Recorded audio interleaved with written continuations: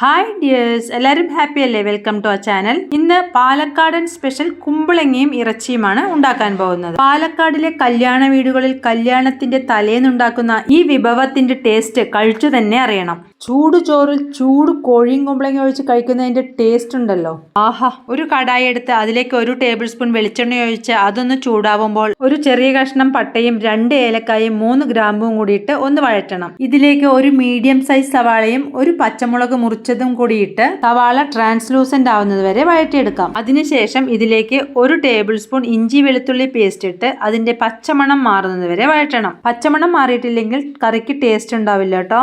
ഇതിലേക്ക് ഒരു തക്കാളി ഇടാം. ഇഞ്ചിയും വെളുത്തുള്ളിയും എല്ലാം അടിക്ക് ചെറുതായി പിടിച്ചിട്ടുണ്ടാവും. തക്കാളി ഇടുമ്പം അതെല്ലാം റെഡിയാവും. സ്റ്റൗവിന്റെ ഫ്ലെയിം ഒന്ന് ലോ ആക്കിയ ശേഷം അതിലേക്ക് 1 table spoon chicken masala, 2 table spoon മുളക് പൊടി, 1/4 ടേബിൾ സ്പൂൺ മഞ്ഞൾപ്പൊടി, 1 ടേബിൾ സ്പൂൺ മല്ലിപ്പൊടി കൂടിയിട്ട് മസാലകളുടെ പച്ചമണം മാറുന്നത് വരെ വഴറ്റണം. 1 ടേബിൾ സ്പൂൺ മുളക് പൊടി മതിയാവില്ല കേട്ടോ.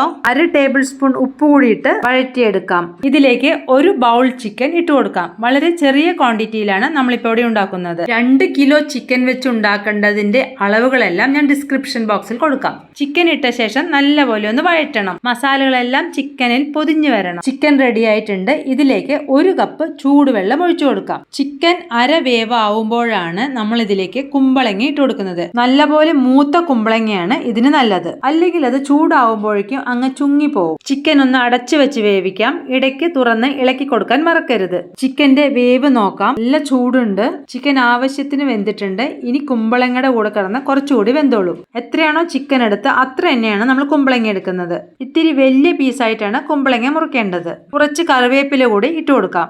1/2 ടേബിൾ സ്പൂൺ ഗരം മസാല കൂടി ഇട്ട് നല്ലപോലെ ഒന്ന് മിക്സ് ചെയ്ത ശേഷം അടച്ചു വെച്ച് വേണം വേവിക്കാൻ. നേരത്തെ പറഞ്ഞുവല്ലോ, ഇത് കല്യാണ തലേന്ന് രാത്രി ഉണ്ടാക്കുന്ന വിഭവമാണ്. ഈ ഒരു കറി ഉണ്ടെങ്കിൽ വേറൊരു ഉപ്പേരി പോലും വേണ്ട.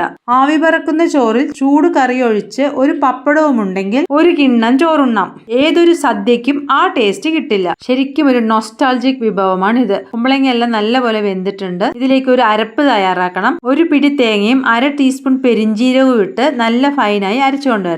അതിന് ആവശ്യത്തിന് വെള്ളവും കൂടി ചേർത്ത് നമ്മുടെ കറിയിലേക്ക് ഒഴിച്ചു കൊടുക്കാം. ഇത് ഞങ്ങളുടെ നാട്ടിലെ സ്പെഷ്യൽ കറിയാണ്. നിങ്ങൾ എല്ലാവരും ഒന്ന് ഉണ്ടാക്കി നോക്കണം. വ്യത്യസ്തമായ ഒരു ടേസ്റ്റ് ആണ് ഇതിന്.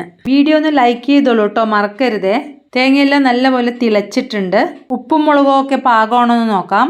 ആദ്യം ഇടുമ്പോൾ കുറച്ച് കുറഞ്ഞാലും കുഴപ്പമില്ല, പിന്നീട് ചേർക്കാലോ.